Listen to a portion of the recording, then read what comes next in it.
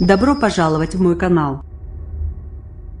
Le Premier ministre a effectué, samedi 13 janvier, une visite surprise dans le bocage nantais au lendemain d'ultime consultation à Matignon avec les élus. Le Monde 13/1/2018 à 10h30 mis à jour le 13/1/2018 à midi 8 par Rémi Barou. Une demi-heure plus tard, Édouard de Philippe a discuté avec quelques riverains avant de prendre la direction de Nantes, ou en prenant bien soin d'éviter de passer par la zone occupée par les opposants au projet d'aéroport ZAD. Dans la capitale des Pays de la Loire, il a rencontré la maire PS, Johanna Rolland, une visite républicaine, précise-t-on à Matignon. Enfin, dans un souci d'équilibre, le Premier ministre s'est rendu dans la commune de Saint-Aignan-Grandlieu, qui borde l'actuel aéroport de Nantes Atlantique, où il a aussi rencontré le maire d'Hiver-Gauche, Jean-Claude Lemasson. Ce dernier est, à l'opposé du maire de Notre-Dame-des-Landes, un farouche partisan du transfert de l'actuel aéroport. Le Premier ministre a aussi fait un arrêt sur la route qui mène à cette petite commune de près de 4000 habitants, pour visiter la réserve ornithologique du lac de Grandlieu, deuxième en importance du pays. L'idée était d'aller voir sur place. Il a conscience de l'importance du dossier et il lui semblait nécessaire de se rendre compte sur place, après avoir rencontré les élus et étudié le rapport des médiateurs, qui reste une vraie base de travail, avance-t-on dans son entourage. La veille, à Paris, le Premier ministre avait bouclé une semaine de consultation avec les élus, pour tenter de déminer ce dossier empoisonné.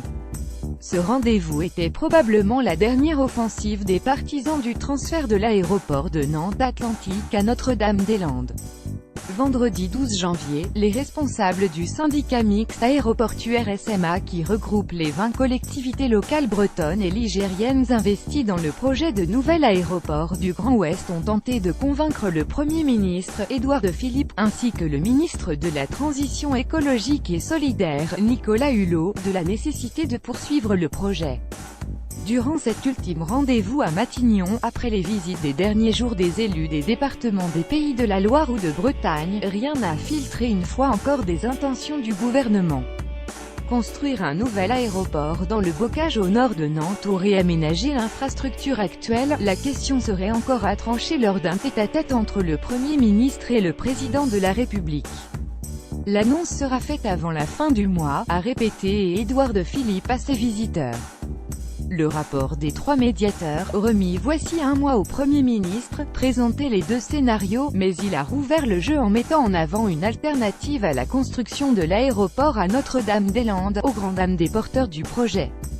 Lire aussi Jean-Marc Ayrault, renoncer à Notre-Dame-des-Landes serait opportuniste et tactique. Alors, vendredi, ces derniers ont usé de tous leurs arguments pour inverser la tendance, qu'il s'agisse de Philippe Grosvalet, président du SMA et président PS du conseil départemental de Loire-Atlantique, Christelle Morancet, présidente LR de la région Pays de la Loire Johanna Rolland, maire PS de Nantes Bruno Retailleau, président du groupe Les Républicains au Sénat ou encore Jean-Luc Chenu, président PS du conseil départemental d'Ille-et-Vilaine, et Jean-Jacques Bernard, vice-président PS de Rennes Métropole. S'il y avait un plan B, tous ont entendu le chef du gouvernement leur assurer que la question restait ouverte. Le Premier ministre nous a affirmé à plusieurs reprises que la décision n'était pas prise. Je n'ai aucune raison de ne pas le croire, déclarait ainsi Johanna Rolland. Cependant, ces ardents partisans d'un nouvel aéroport ont insisté sur le fait que l'exécutif n'avait, selon eux, pas le choix. Il n'y a pas d'alternative à Notre-Dame-des-Landes, et si le gouvernement propose le réaménagement de Nantes Atlantique, ce sera un non-choix, un abandon de l'ouest de la France, affirme Philippe Grosvalet. Ce serait une non-décision, rien ne se passera durant ce quinquennat ni non plus durant le suivant, ajoute Madame Rolland. Même son de cloche pour la présidente de la région. S'il y avait un plan B, vous vous doutez bien qu'on l'aurait retenu, insiste la Sartoise Christelle Morancet. Il faudra une dizaine d'années au moins pour mener à bien le réaménagement de Nantes Atlantique, avec tous les recours qui seront déposés par les associations d'habitants qui se sont déjà constituées. Alors qu'il en faut 5 ans environ pour construire l'aéroport dont nous avons besoin, de leur côté, les 3 médiateurs ont estimé qu'il faudrait 2 ans pour le réaménagement de l'actuel aéroport. Lire le reportage dans la ZAD. Ici, c'est comme un bâton de dynamite. Une chose est sûre, si le scénario de l'abandon de Notre-Dame-des-Landes est retenu par le gouvernement, il faudra renégocier le contrat de concession d'aéroport du Grand Ouest avec Vinci Airports, qui court jusqu'en 2065, la concession englobant aussi bien le futur Notre-Dame-des-Landes que l'actuel Nantes Atlantique. Les élus bretons ont aussi fait remarquer que si le projet d'un aéroport au nord de Nantes les avait séduits, le maintien sur le site actuel, dans la commune de Bouguenais, au sud de la ville et de la Loire, n'offrait pas d'intérêt pour eux. Autant dire qu'à l'issue de ces consultations, le choix reste difficile, selon les mots mêmes du Premier ministre. L'autre casse-tête, mais le gouvernement doit trancher, aucune solution n'étant satisfaisante, selon Nicolas Hulot.